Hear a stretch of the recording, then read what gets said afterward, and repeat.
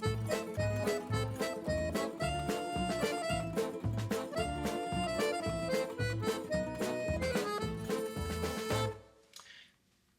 Dad, here we are. It's January of 2022. We finally got to this filming, and we're excited to hear about your background and your story. Why don't you start by telling us, why are we doing this and why now? Okay, we're doing it because when my parents passed, and even since then, it occurred to me that I knew about them. I knew where they came from and where they worked and what they did, but I didn't really know the details or how they felt and what their happinesses and sadnesses were. And at my 70th birthday, you gave a toast and reviewed my life, and it occurred to me that you didn't know much about me. You knew when I was born and where and what schools I went to and what jobs I had, but it sounded like a CV rather than a review of my life. And so part of this exercise is to correct that. Who is this exercise for? It's not so much for this generation or the next generation, but it's for generations beyond, people yet to be born. So I thought that was kind of cool. The other thing I need to do, I think the plan is I'm going to limit it pretty much to my direct bloodline and Anne's direct bloodline, and then we're going to bring you and your brother in and talk about our family. So I need to apologize for those people on both sides of the family that we're really leaving out. We're not going to be talking about brothers and uncles and cousins, except in passing and maybe identifying them. But they have their own stories, and those are no less worthy than ours, but we want to keep it focused. I think that's great, and I think it's wonderful to think about future generations and help them understand who they are and what they represent. Right, and that's an appropriate thing. Hopefully, by the end of this presentation, everyone who watches it, looking ahead, will know who they are and what they represent. So sticking with that theme, who are you and what do you represent? Okay, well, now we have to start focusing on the families, and in my case, it would probably begin with my great-grandfather, whose name would have been Tzemach ben David. Notice I left out the last name because probably when he was born, he didn't have a last name. He would have been born in the Pale of Settlement, probably what is now Lithuania, but which then was part of Russia. And in those days, people didn't have surnames. And around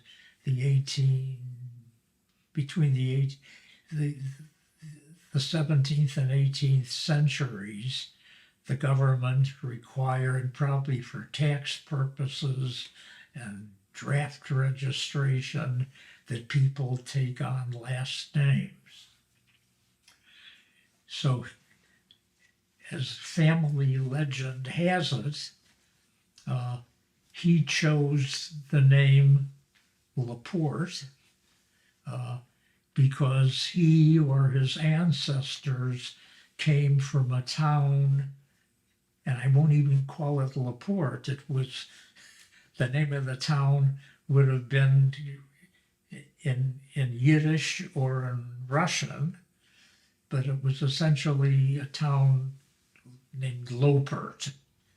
And it was not uncommon for people in those days, when they were required to come up with a surname, either chose the town or city they came from or what their occupation was. So he would have become Tzemach ben David Lapporte, or Lapport. At one time, I actually tried to look up, whether there was a town that sounded like Lapport, and I was unable to find it. But that doesn't mean it didn't exist, because it was not uncommon for towns to come and go, and for them to even change their names. So what do you know about Tzemach ben David? Okay, That's so where let's starts. talk about him. Was born, to a very Hasidic Jewish family. His education probably would have been Hebrew school, Cheder. As far as I know, his occupation was a baker. He baked. It turns out when he was in his probably early 20s, he became ill, so ill that the family had to hire a nurse to nurse him back to health, something I'm sure they couldn't afford. And the nurse they found was a Jewish woman who, strangely enough, was a divorcee who had a son. Her name was Sadie, and her last name by marriage would have been Suskind.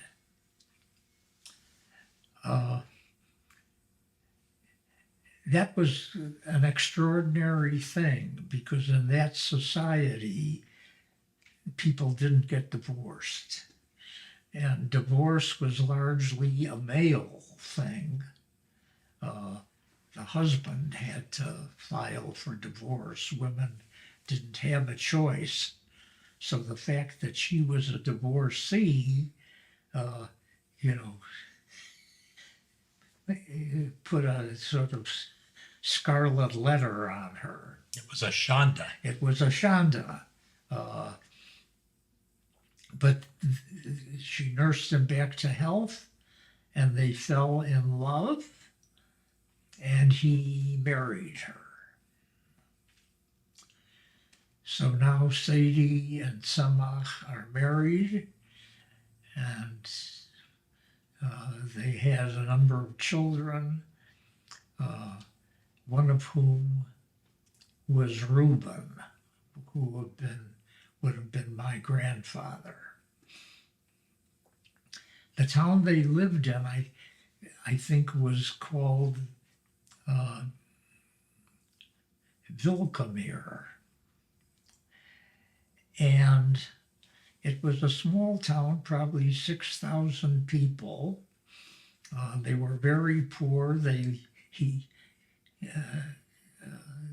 Sadie and Tzemach lived in what we would call a log cabin with a brick oven, and they baked bread, and they lived in the back of the oven. And the story goes, in winter, the only heat was the baking oven, and the children would, sleep on top of the oven to keep warm. To be clear, during the cold Russian winters. To be clear, they lived in the back of the bakery, not in the back of the oven. They lived in the back of the bakery, exactly.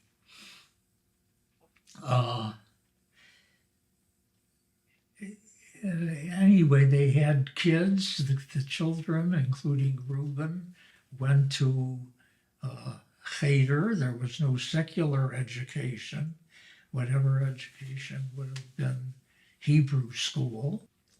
Both Tzemach and Rubin the son was good students. when they finished Cheder, they were invited to go to the Vilna Yeshiva to become rabbis.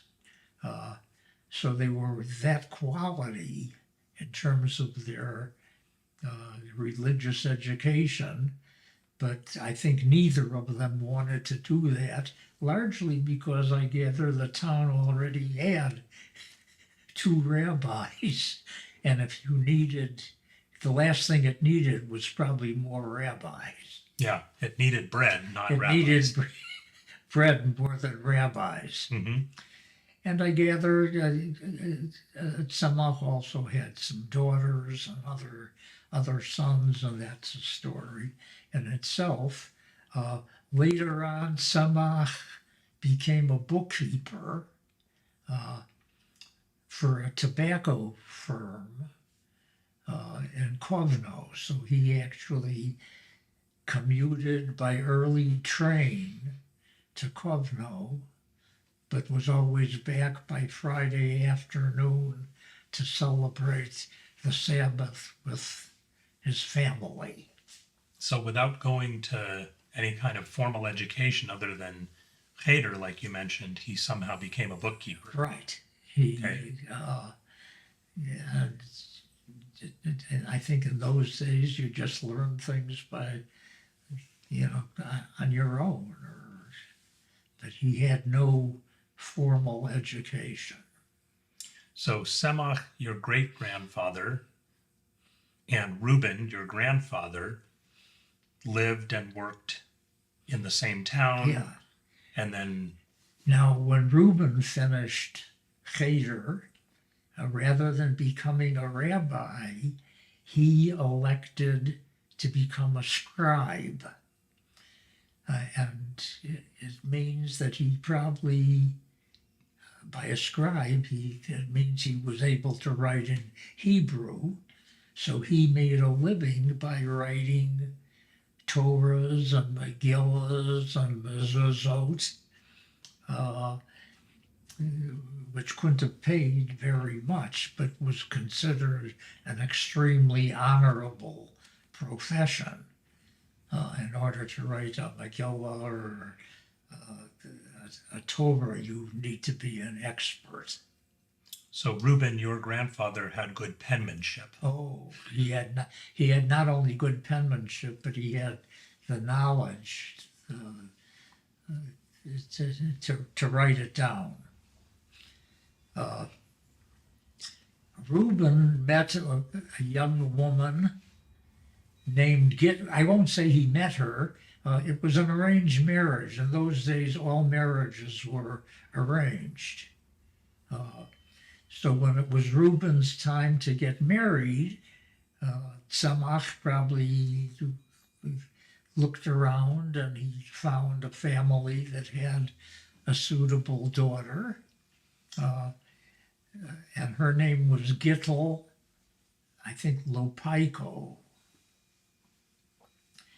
Getel, that family that Rubin married into, was distinguished in that Getel was a direct ancestor of the Vilna Goan. The Vilna Goan books have been written about him. Was a legendary guy who probably memorized the Torah by the time he was 6 and the Talmud by the time he was a teenager. He had a name which is known, but I don't remember it. But the Vilna Goan means that he lived in Vilna, which would have been the capital of that particular province. It's now called Vilnius. It's the capital of Lithuania, but in those days it was a province in Russia. And Goan is a term that means genius. So the Vilna Goan would have been the genius from Vilna. So this is your grandmother's father. Not necessarily the father. It could have been her grandfather. Okay, so she but was descended yeah, from yeah. the Vilna Goan. She was descended from the Vilna Goan, and of course, my father always took pride in that to think that we had the Vilna Goan's DNA circulating in our blood. Well, that was before DNA was That was discovered. before DNA. That's right. That was before there was DNA.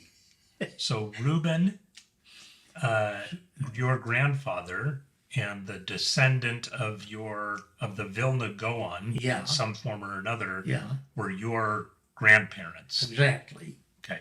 And they married in, I don't know whether they were married in Vilkamir, but I think on my father's citizenship papers, he lists his birthplace as annexed.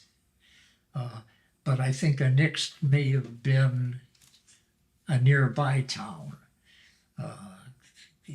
Certainly, within the same province. And they had, Getel and Rubin had two sons, David and Mordecai, and three daughters, Malka, Sadie, and Nettie. And probably around 1906, 07, there were pogroms in that part of the world. Life wasn't all that good. So I think the first daughter, Malka, came to the United States, emigrated to the United States. And in those days, when you emigrated, you need to have a sponsor.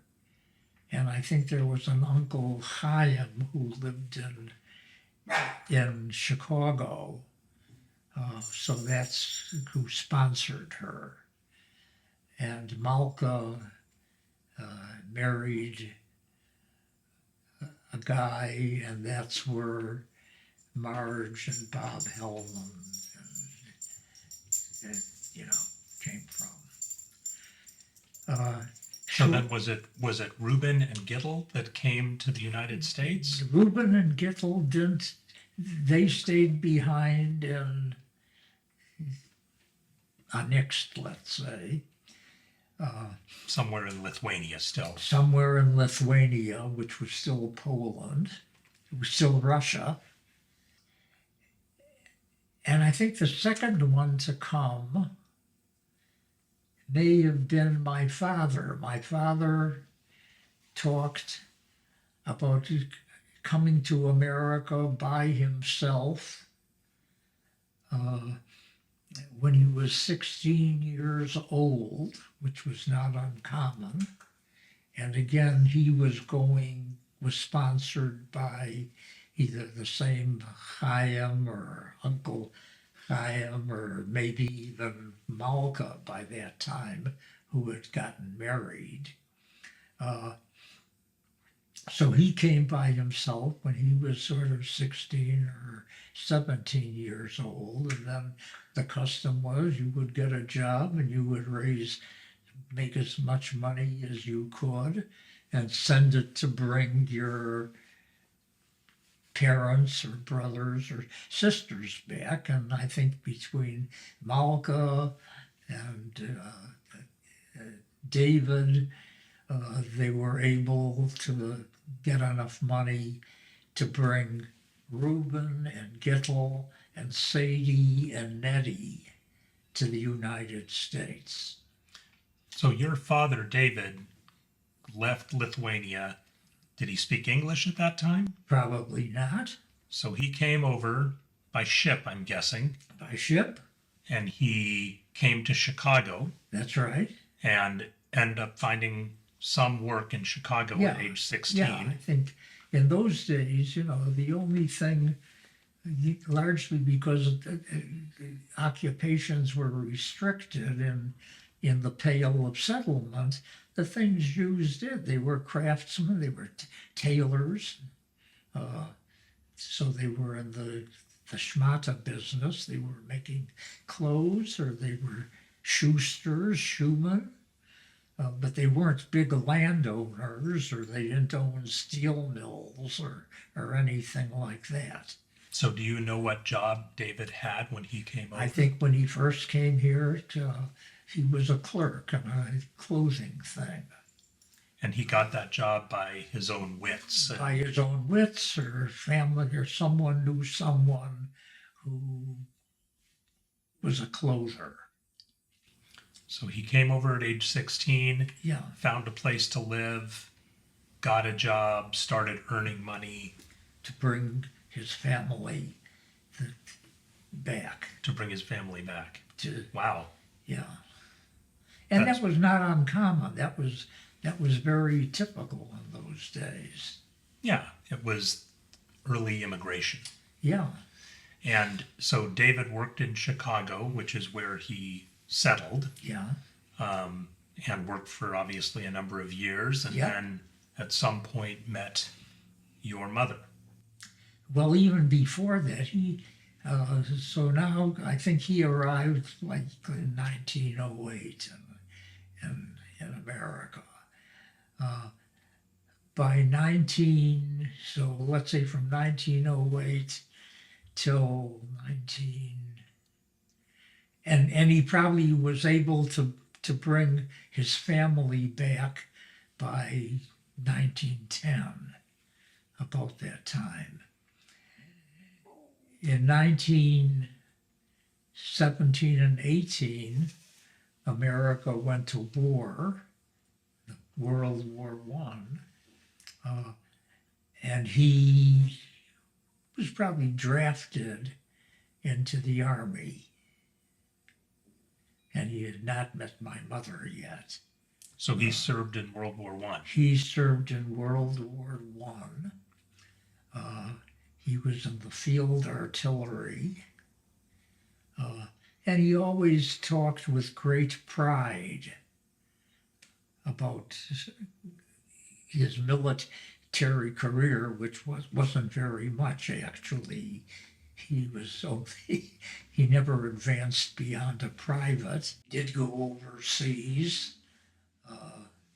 He fought in some battles, but probably not in the infantry. It was sort of the field artillery, which incidentally was the same thing that Harry Truman, as president, served in also. And then America was only in the war for about a year. I think it started August 1917, and the war ended in November of 1918. He was in Europe when the war ended, and shortly after that, he caught, I believe, what came to be known as the Spanish flu, the big epidemic. And that epidemic was known to have been transferred from Europe to the United States by returning troops. So the record we have is that I think in March or May of 1919, his discharge papers indicated that he was discharged from a military hospital in Chicago, and they gave him his mustering out pay was, $38 or something like that. So now David had been working in Chicago, drafted into the military, saw action overseas, Yep. got Spanish flu, came back, Yeah. and now he's 20 years old or 19 years old. Yeah, probably about that. And then I think he went back to work in the clothing business, By that time, the family was all in Chicago. And my father tells a story that he and his brother opened up a haberdashery store in Cicero, Illinois. Haberdashery is hat. Haberdashery, they don't exist anymore, but it would be a men's clothing store. Okay. There used to be ones in Berkeley and in the Bay Area, Roos Atkins, and it basically a store that would sell everything that a man would need: shoes, underwear, belts, ties, hats, but strictly for men. The people who worked at the haberdashery store would have been strictly men. So he and his brother had this haberdashery store, and the one story that he told, and I've never been able to validate it, was they had this store, and Cicero was famous for crooks, notably a guy by the name of Al Capone. Oh yeah, that guy. That guy. The store had at night, the store they had a German Shepherd who was a watchdog who essentially lived in the store. And one day, Al Capone and some of his henchmen come into the store, and the style in those days, these probably been now the roaring 20s for men, were silk shirts. So Al Capone came in and bought a number of silk shirts and was treated kindly, didn't threaten my father or anything. And then Al Capone sees the dog, and he looks at the dog and he says, "When was the last time that dog ate?" And my father said, "Well, he's here overnight and we give him a can of dog food." So Al Capone takes out $5 from his pocket, gives it to one of his henchmen, and says, "Go to that butcher across the street and buy that dog a steak." Which if it's true or not, that story is a real winner. That is a winner. So your father, was he the owner of this haberdashery? Yeah, he and his brother, I'm sure they rented it, and they bought clothing and they sold it. And then shortly thereafter, so now we're in the 20s, and I don't know how long that was in business, but sort of by about 1930, probably the late 20s, my father and Nettie, and I guess his brother and his brother's wife, Irene, decided to open up Lapporte Bros, manufacturers of ladies' silk underwear. And they rented a loft on Jackson Boulevard in Chicago.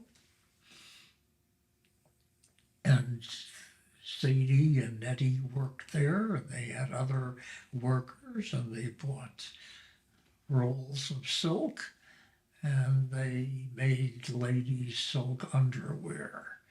And I gather Edward Laporte, who was born Mordecai, his brother, was the inside man who would be in charge of manufacturing, and my father would be the outside guy who was in charge of marketing. And I know my father would have a satchel, and he would take a train to New York, and then he would go to department stores or women's clothing stores and try to get orders for ladies' silk underwear. So he went from being the son of a very religious man to moving to the United States and working for a while to being drafted into the military and Yep. fighting for this country Yep, to selling women's underwear. yep. To That's to manufacturing and selling women's underwear. So that's quite a history that he's got. What do you remember about your dad? What are those things that you remember? I mean, you've given me his CV. Yeah. What do you remember about him? Well, wait. Remember, I hadn't been born yet. Yeah. In some regards, at some point he met my mother. Sure. And I have to talk about that. Okay. My father is sort of an immigrant from Lithuania who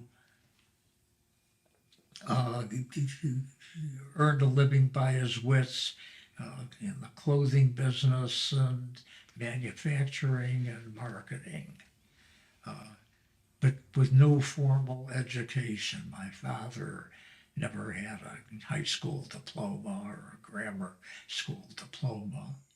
Now we need to talk about my mother's family. My mother's family probably starts with my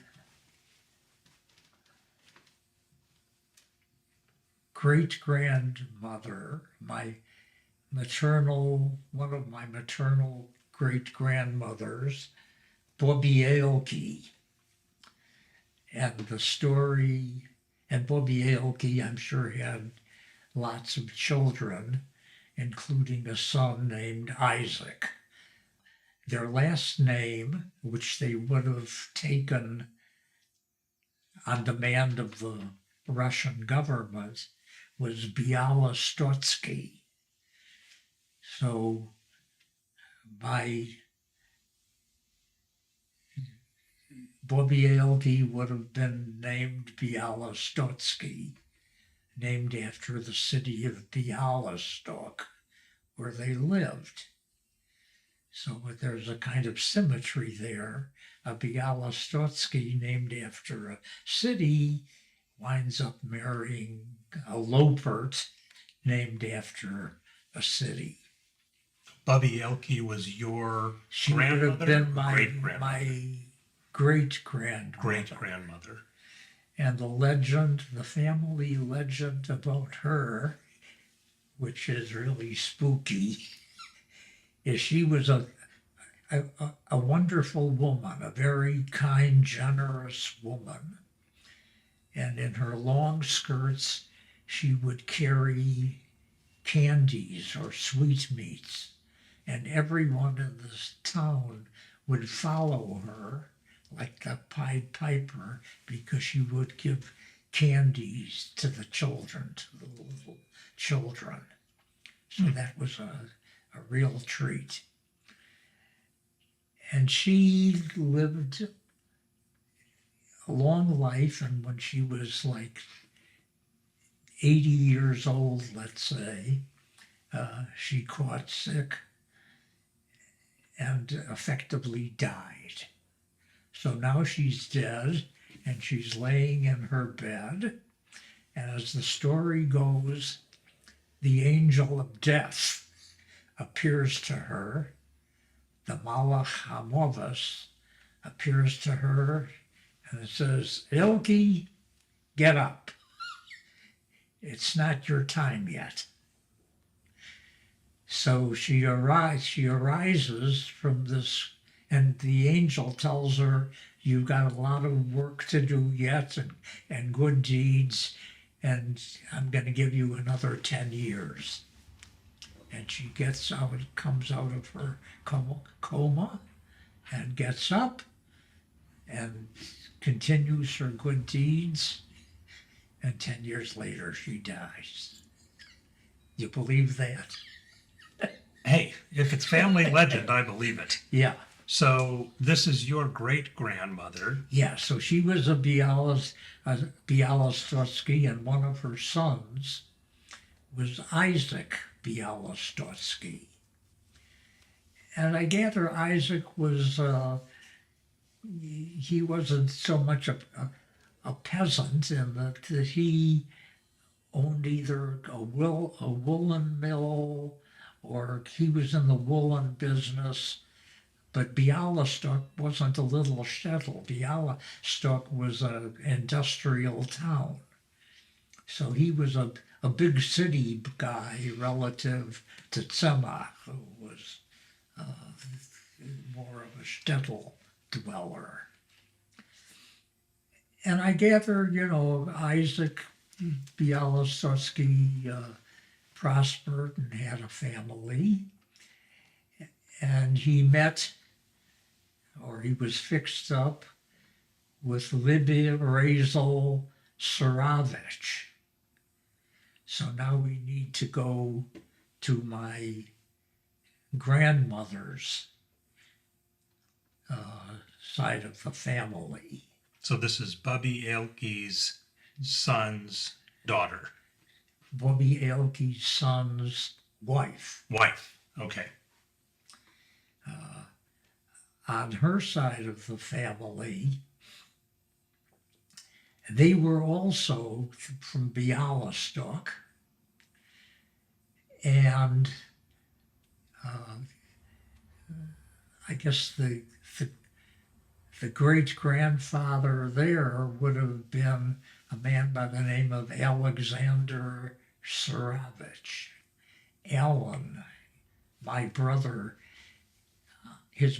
Alan was born Alexander on his birth certificate, named after Alexander Suravich. So your brother Alan is named after his grandfather. His maternal grandfather. Maternal grandfather. Okay. Maternal great-grandfather. So was Alexander Bubbe Eylke's wife? Bubbe Eylke's husband? No, Bubbe Eylke's husband, I don't know his name. Okay.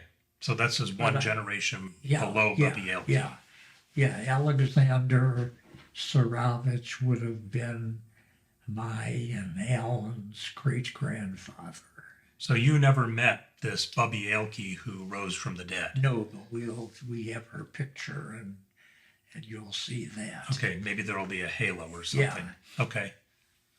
The Suraviches were very interesting in that Alexander Suravich had a number of children, one of whom was my grandmother, Libby Razel, but he also had Joe, Henry, Bertha, Olga, and Zelig.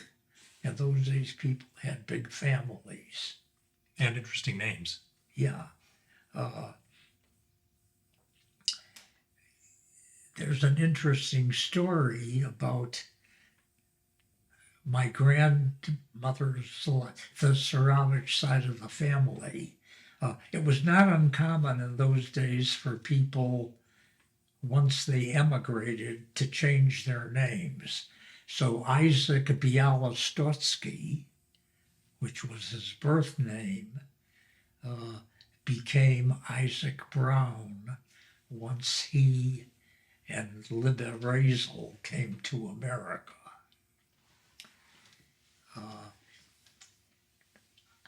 On Libby Razel's family side, the Suraviches, Joe, Henry, Bertha, and Olga changed their names, ironically, to Rothschild. I think only because the Rothschilds were very famous Jewish bankers, but they really had, I don't think, any blood relations with the Rothschilds. So they just picked the last name Rothschild. Just picked the last name Rothschild. Hmm. It's interesting to trace the Saravich family. Joe, Henry, Bertha, and Olga.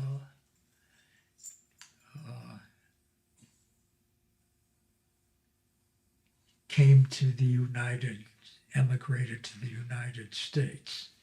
Razel emigrated after she married Isaac Bialystotsky, came to the United States. The one brother that stayed behind was Zelig, and we have Zelig's picture, and he married a woman, Nellie, and these were very wealthy, classy people. They were, I think Nellie was taught music or ran a music school. They would have concerts in their home. Saravich, also Zelig Saravich also was owned a manufacturing plant of clothing or something. Zelig had 4 children, Ilya, Lola, Tolia, and Adelia. Ilya emigrated to America. Ilya ultimately married Wanda Gale, so you know who I'm talking about.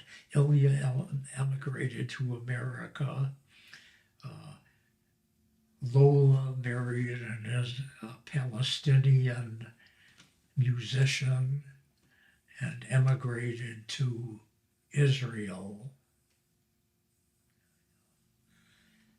Tolia was a brother to Ilya, and he joined, by that time, the Polish military. And Adelia was also a musician.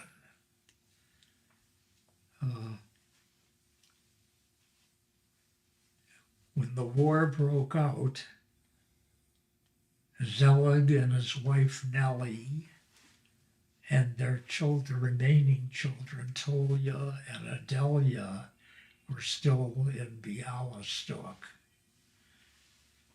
When the German, I think Tolia died fighting for the resistance against Hitler. Now we're in World War II. When the Nazis came to take Zelig away to the concentration camps, his daughter Adelia said, take me too. You can't take my father alone. And the Nazis did. And that was the end of it. They, went up the chimneys. Yeah. Okay, so now we have my maternal grandmother, my paternal grandparents.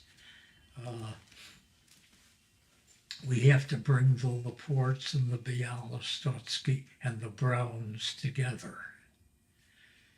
And so probably around 1922, let's talk about, before we do that, let's talk about my mother's family emigrating to the United States. In June of 1906, there was a pogrom in Bialystok. So now their family, Isaac and Libby Razel, and their children are living in Bialystok, this modern industrial city. Presumably some czar or relative of the czar's was assassinated. And the easy thing to do is, of course, to blame the Jews.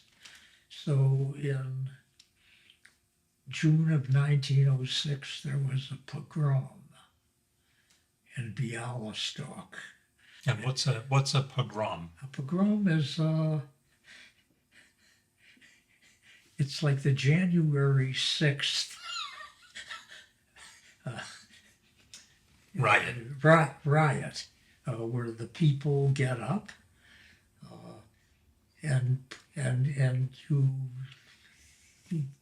kill and burn people, and usually the officials, the fire department, the police department, the army does nothing to stop it. So the Bialystok pogrom killed like somewhere between 300 and 900 people.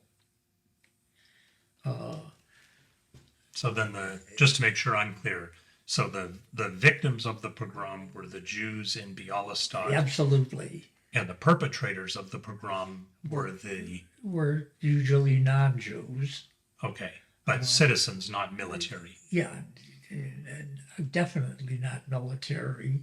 And the military authorities and the police authorities and the fire departments did nothing. They didn't do anything to stop it.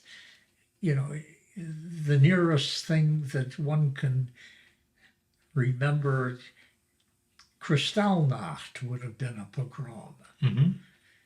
where you didn't really have Nazi stormtroopers or anything.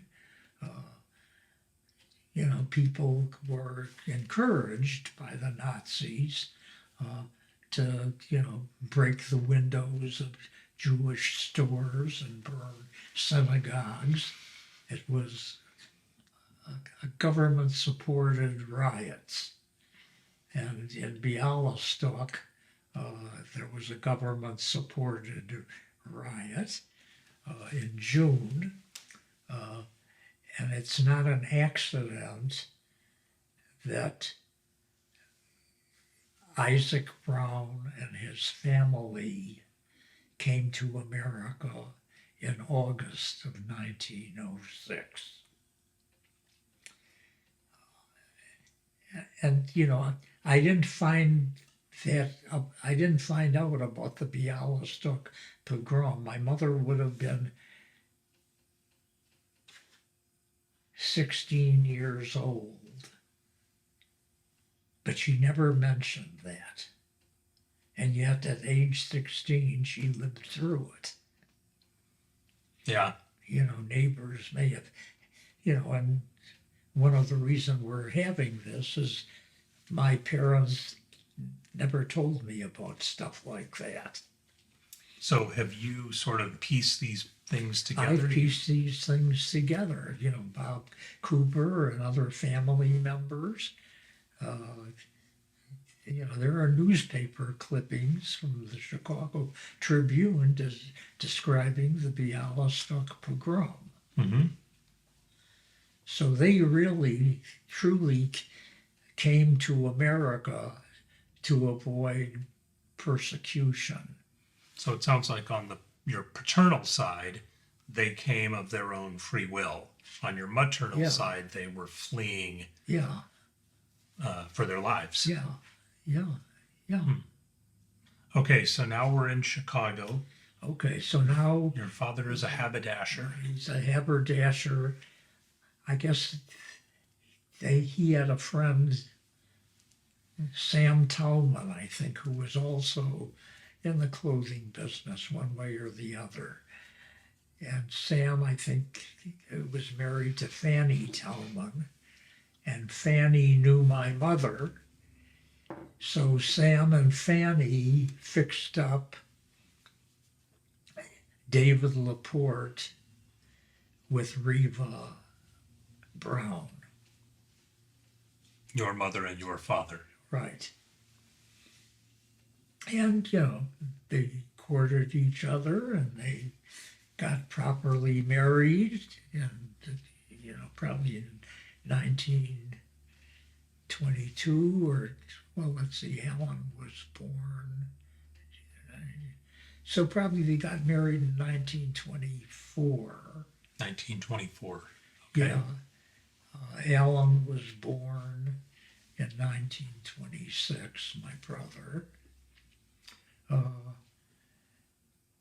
And, you know, by that time he was in the clothing business and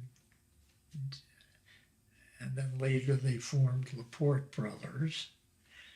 So that's how the Lapportes and the Browns got together. So they were set up by Yeah. Fanny and Sam Towman. Yeah, They went on dates, they got to know each other, yes. they got married, and had Alan, They your started brother. to have a family. Now, Isaac and Rachel, when they got to America, they never came through Ellis Island, and the only way my conclusion is they may have come first class by ship. And when you come first class, you clear customs aboard ship. You don't to go through Ellis Island. You skipped the line. Yeah, my on my father's side, there are records, you know, Ellis Island records, where they had to walk up the stairs and Mm-hmm. hopefully not cough. Yeah, exactly. So Isaac and Rachel bought a six flat apartment building in the Kenmore part of Chicago, which I showed you and your brother the other day, 5639 Wayne Avenue. So you remember the address of this apartment. Yeah, that's the address where I would have been born. So 90 years ago, 91 years ago, you still remember that address. Yeah, Okay. that was the family thing. And okay, so they were prosperous enough that they could afford to buy an apartment building. Although when they first came to Chicago, they lived in Wicker Park because my mother, when she came to America, she would have been 16 years old. I think her only education was at a school in Wicker Park, probably English for foreign born. So I don't think she has a high school diploma, and I know my father doesn't. And your mother's name was Reva Brown. Reva. Yeah. Okay. Daughter of Isaac and Libby Rachel. Libby Rachel. Yeah. Okay. I'm following. Yeah. So they meet, they date, they start a family. Yeah. So this would have been your brothers and sisters now. Okay. So in 1926, Alan was born. In 1928, Esther was born. And in 1930, I was born. You're the baby of the family. I'm the baby of the family. So there are three children. And I think the timing was perfect in the sense that when Alan was born, it was still the roaring 20s. America was prosperous. Probably whatever businesses they were in were doing well. My father, being without, both of my parents being without formal education, decided that when Alan was born, he was going to be a doctor, because of the few occupations, independent occupations, that were available to Jews were medicine, law, maybe accounting, but there weren't a lot of Jews that opened up steel mills or chemical plants or railroads or oil And a lot of those occupations, Jews focused very much on, clothing and food distribution, very prominent in liquor distribution. Okay. So Alan was supposed to be a doctor. He was supposed to be a doctor. That didn't work out. Well, not until later. But, that was the plan. My sister, Esther, in those days, a woman's world was still, maybe get a job as a teacher or secretary, but ultimately get married and raise a family. So they didn't have any plans for Esther. Mm-hmm. When it got to be my time, and that was a good thing, they didn't have any plans for me. And the Roaring Twenties were over. And the Roaring Twenties were over. The Roaring Twenties ended in October of 1929 with the stock market crash. So you were born in March of 1930 That's into right. the Great Depression. You betcha. Okay. So that's quite a thing. Yeah. A Depression era kid. And it was kind of a thing that, in a sense, served me well. A lot of kids weren't born in the Depression. And by the time I hit the job market, 25 years later, there wasn't a big pool, so that the job market was very good for almost anyone. It was after the war, and America was on the rebound. Mm-hmm.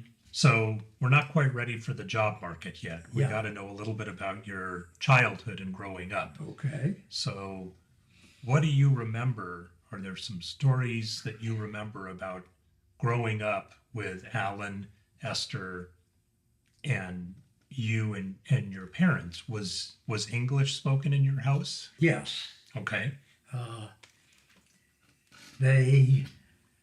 I suppose my story should begin with, it was a dark and stormy night, Now you're talking. because on March 26th, 1930, Chicago had a spring blizzard. Your birthday. On the day before I was born, and my father talks about having to shovel a path for the cab to take my mother to Grant Hospital in Chicago, where I was born. So I was born in Grant Hospital, and I was, in those days, called an incubator baby. I may have weighed 5 pounds or something. So you were born prematurely. It may have been slightly prematurely, but certainly I was small. And I think after my mother recovered from the birth, she went home, and I stayed in the hospital as an incubator until I reached a certain weight, and then I could go home. And my father talks about having to, my mother would pump her breasts to provide milk, and my father would get it over to Grant Hospital to feed me. Wow. So I didn't know that until just this minute. Yeah. That you stayed in the hospital. Yeah, no, and I think it was, a couple of weeks. Fascinating. Yeah. So clearly you were born small in size, but not in stature. That's right. Because Yeah. we know what's coming. Yeah. So eventually you came back from the hospital, thank God. Now you're the baby of the family. Yeah. Did your brother and sister have any nicknames for you or anything like that? No, I wasn't aware of my brother. I don't recall coming home from the hospital Oh, I meant a and little. meeting him. Yeah, no, I meant a little later in life, Yeah. maybe. No, actually, in a sense, my brother, being 4 years older than me, was we weren't competitive or anything. And my sister, being 2 years old, we weren't competitive because she was a girl. Mm-hmm. So I would say that I pretty much grew up alone. I didn't play baseball with my brother or anything like that. He went his way doing what he did, and my sister went her way, and I was kind of the baby and like an only child growing up. So I recall a story, or maybe just a little anecdote, that they did have a nickname for you, and it was Screammore. Yeah, Your name's Seymour, but you apparently did some screaming. yeah, I did. Okay. I don't think I wasn't terribly rebellious or anything. Growing up, I remember, my mother she never worked at that time. So her job was pretty much raising a family. And that was tough during the Depression, maybe, so that, you know, when the Depression started, there was Lapport Brothers, manufacturers of ladies' silk underwear. By 1936, 37, the business was on the ropes. People weren't buying silk underwear. People weren't buying silk underwear. Kind of a luxury item. Yeah, you betcha. They weren't buying underwear, period.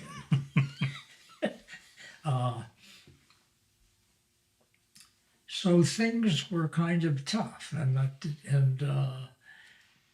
my parents struggled. My mother never didn't work. Her parents, the building at 5639 Wayne Avenue, in which we were raised, owned by her father, Isaac, I think they lost during the Depression. So in like 1936 or something, maybe by 1936 or 37, by that time, both my grandfather, Isaac, had died. My paternal grandfather, Rubin, died in probably 1930, shortly before or after I was born. So I never knew him. Getel, I think, died 4 years later in 1934. So you met her, but probably don't have much I of a met memory. her, but I remember she was a smart, a stark woman with the old-fashioned hair on the side, so I didn't know her. I didn't know Isaac. Isaac also died, I think, in 1930. Mm-hmm. But it's Liberazol, my maternal grandmother, didn't die maybe until 1938, 39. So I do remember her. Do you have any specific memories of your maternal grandmother? No, other than I would visit her along with my mother she never lived with us. She had an apartment not far from us in Albany Park, and I remember going to visit her with my mother, and she was a very pleasant, kind, but old lady. So you talk about I would say my school age was unremarkable.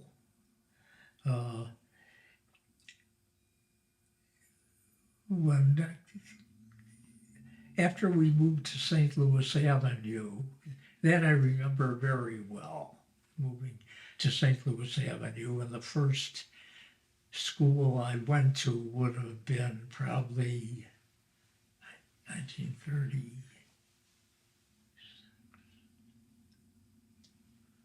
I may have been 7 years old when we moved there. I went to Hibbard School, maybe even 6 years old.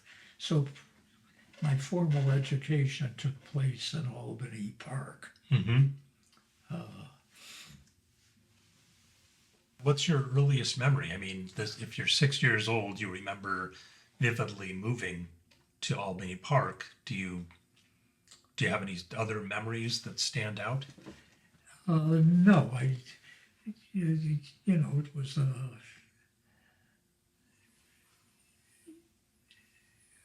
a smaller building, but I think in Chicago, neighborhoods were very much the same. The other thing about immigrant families, probably even to this day, is my family always lived in Jewish neighborhoods. That was the style, and that was true for anyone. Chicago had the biggest population of Polish people outside of Warsaw, and they all lived in a certain geographic area. Mm-hmm. When my father first came to America, they lived on the west side of Chicago, which was completely Jewish. When we moved to Albany Park, that was a Jewish neighborhood. So was your family, your brother Alan, sister Esther, and your parents and you tight-knit, close? Yes, I think you could probably say that we still had a shtetl mentality in that the whole thing, all of our holidays, a lot of these Jewish holidays were spent with family. We always ate together. I barely remember ever going out as a family to a restaurant. When we'd go to a restaurant, my mother would come back disappointed and say, I could cook better than that. Why do we have to, go out? And all of the people I knew were like that. That was actually, almost an immigrant generational thing. And when we get to Anne's story, you'll see a completely different level, but it was still that same thing. They were always together, and they lived close together. Mm-hmm. Do you think that was an immigrant thing, or do you think that was a Depression era thing? I think it was more an immigrant thing. Okay. I think there were, growing up in Chicago, in the 30s, this was still an era of restrictions. It was an era of Jim Crow. There were parts, I remember, the suburbs of Chicago, Highland Park, Illinois, a suburb of Chicago. You drive on Sheridan Road and here's a sign, "Welcome to Highland Park, no Jews or dogs allowed. Wow. It was standard. You would sign a lease, and leases and homes had restrictive covenants that said, who can live there. And that was normal. Mm-hmm. Uh, Yeah, we look back on that now and think of that as probably illegal. And in a strength, I don't mean to put down ghettos, but a ghetto can be strengthening as well. Mm-hmm. But certainly growing up in Chicago, things were people stayed pretty much with their own kind or their own people, regardless of religion or ethnicity or anything else. Yeah. So you mentioned that your family was fairly tight knit, and you would do holidays with your immediate family, and you lived close by and everything. Are there any specific memories that you have of those holidays, or anything that jumps to mind about that close knit nature of your family? The schools I went to were 98% Jewish. Mm-hmm. And really a departure from you one generation later. So that, my high school would essentially close down on Rosh Hashanah and Yom Kippur. Nobody went to it. And the same would be true of the grammar school. We observed holidays. I hated to go to Hebrew school, just like you. And that's a strengthening thing. Probably one's faith is hating to go to Hebrew school. Mm-hmm. Anyway, so growing up, where I developed my personality, I suppose, was I remember always being a curious child. And that whatever toys I would get, toys in those days were usually spring-driven cars or mechanical soldiers or something mechanical. I remember playing with them and then taking them apart to see how they worked. Mm-hmm. I remember our streets in Chicago had alleys. Streets were paved. Usually alleys weren't. Alleys is where deliveries were made, where the garbage cans were. Going down an alley and finding an old alarm clock or an old water pump or an old radio that someone had thrown out would have been like me finding a treasure, and I would take it home and take it apart. I wouldn't fix it necessarily, but and if you talk to people in science, what got you into chemistry or what got you into engineering, it's very often curiosity. So now you're a teenager or maybe a preteen. You're walking in the alleys, picking up garbage and taking it apart, which I'm sure was a service to some. But you were learning. All of it was about learning. Yeah, and I think my parents, essentially during the Depression, and this is probably true of all immigrants, school was serious. School was a privilege, not necessarily a right. The teacher was always right. No matter how badly you misbehaved in school, and I didn't, the punishment you'd get at home would have been worse than anything the principal or teacher could have doled out. So when you were growing up, neither of your parents were educated. We talked Absolutely. about how they didn't have high school diploma, but they were, hardworking. Yeah. So your energy that you put into education was not only expected, but it was personally motivated. Absolutely. And do you have any, examples of that? What about your parents' drive to educate you do you remember? Only that, they enrolled me in school. There was no excuse not going to school except if you had scarlet fever or whooping cough. And the same was true, it was a kind of discipline. Mm-hmm. The same was true of paralleling public school was Hebrew school. And so, Which you hated. yeah, I hated it because, I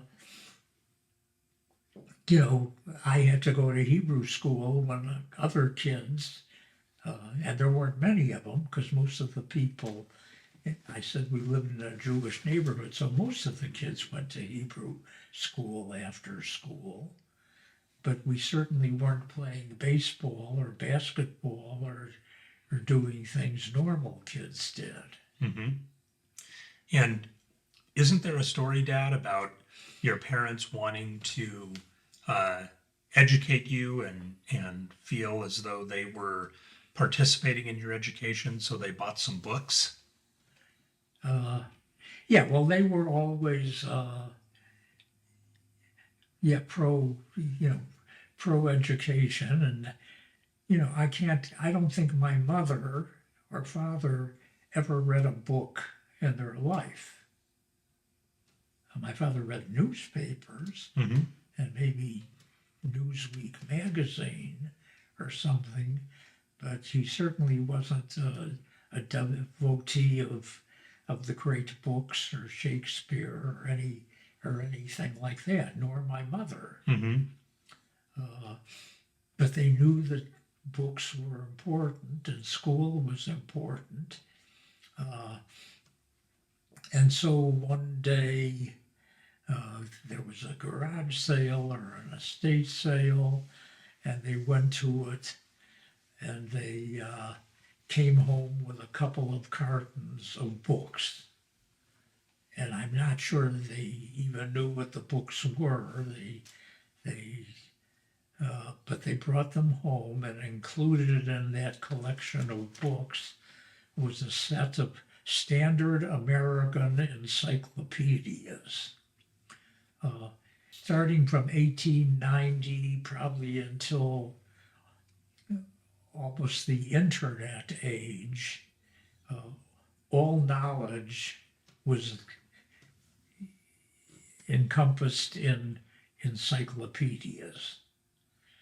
The premier encyclopedia in the world was Encyclopedia Britannica.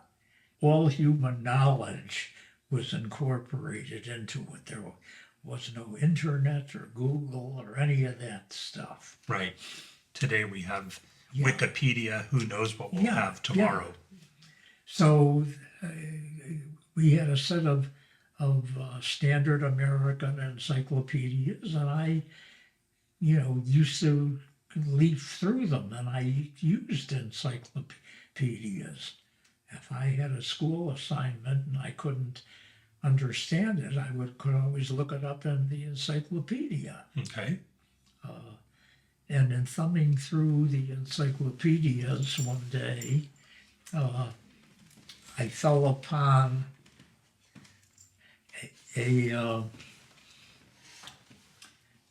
New York Herald front page dated April 14th, 1865. This is just stuck into one This of the... was stuck, it folded up to the book size format, and maybe in the L volume with Lincoln. Mm-hmm. And I was sort of fascinated with that, because I remember that very much. You remember finding that folded up newspaper? I remember finding that thing, and everyone, even my mother, knew about Lincoln. So she was very impressed with that. So you unfolded the paper, Yeah, and what was it? and I read it, and it was an account of the assassination of Abraham Lincoln, and it's on the wall behind me. How it got there is another family matter, but the important thing was I certainly connected with that. And I remember in high school we had an assignment to write a research paper on something. And I wrote on the assassination of Abraham Lincoln, stimulated by that newspaper. And I remember going down to the main library in Chicago on the elevated train and spending hours there, finding out everything I could about the assassination of Abraham Lincoln. Yeah, and the fact that you have the artifact Yeah, and found it because of your curiosity, yeah. leafing Yeah. through the encyclopedias was driven by that Yeah, curiosity. what happened to the artifact is, that was always my parents' property, and when they moved out of their home and moved to Skokie and ultimately died, they still had that, and my sister Esther sort of inherited it, but knew it had a special connection to me. And when Esther passed away, Linda Moss got it, and one day she had it framed and gave it to me, and that's how it got here.